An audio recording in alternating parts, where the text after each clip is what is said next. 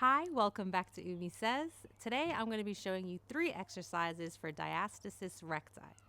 So this is when the abdominal muscles and the connective tissues separate during pregnancy and labor. And this is really common. It happens to most of us. For some, it'll correct itself, whereas for others, we're going to need to help it along the way. So how do you know if you have it?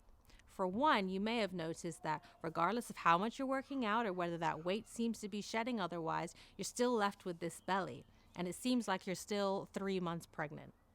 What you may have also noticed is that if you were doing exercises on certain movements like crunches or planks, that your stomach is starting to protrude and almost creating a peak shape. So this is indicating to us that we need to be focusing on the muscles deeper inside, so those deeper core muscles. That's what these 3 exercises are going to be able to do for you. We need to build and strengthen those inner muscles before focusing on the outer. So to determine just how severe it may be, we're going to use our fingers as measurements. So first of all, make sure you're lying flat on your back, knees bent, and feet flat on the floor.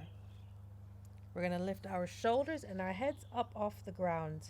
Be sure to keep your belly button drawn in. Take one finger and place it just above your belly button. So now we're going to see just how big this gap might be. If it's 1 finger, a little less than 2, then this is considered normal. 2 or more is considered diastasis recti. If your gap is 3 to 5 fingers wide, then I would suggest consulting with a doctor. So after you've checked above your navel, continue checking up and above and moving down below to determine just where your separation is. So the first exercise is a pelvic tilt. Keeping the same position, back flat, knees bent, feet flat, we're going to focus on our pelvis and we're going to tilt up and back, up and back. So this is going to really draw in our core and deeper muscles. This is also a great exercise to help establish good technique for the exercises to come. We can do this 10 to 20 times for 3 sets, depending on how you feel.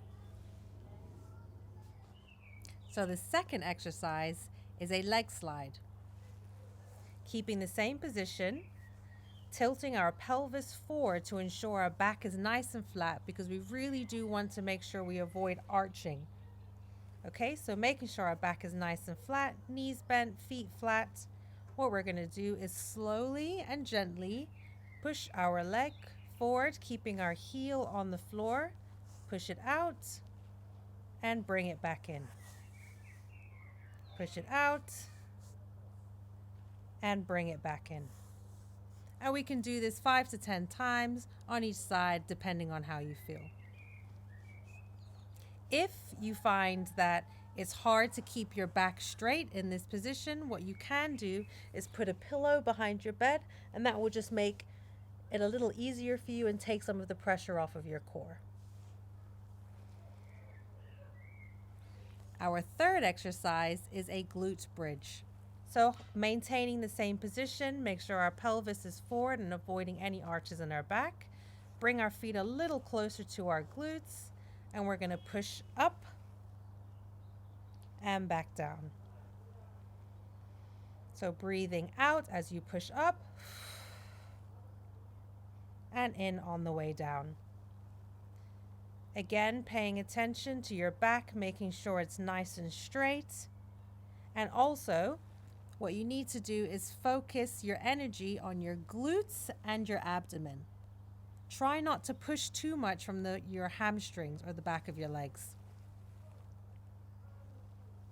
And we can do this between 5 to 10 times, again, depending on how you feel. I hope that helped. Don't forget to leave a comment below, subscribe, and I'll see you guys again next time.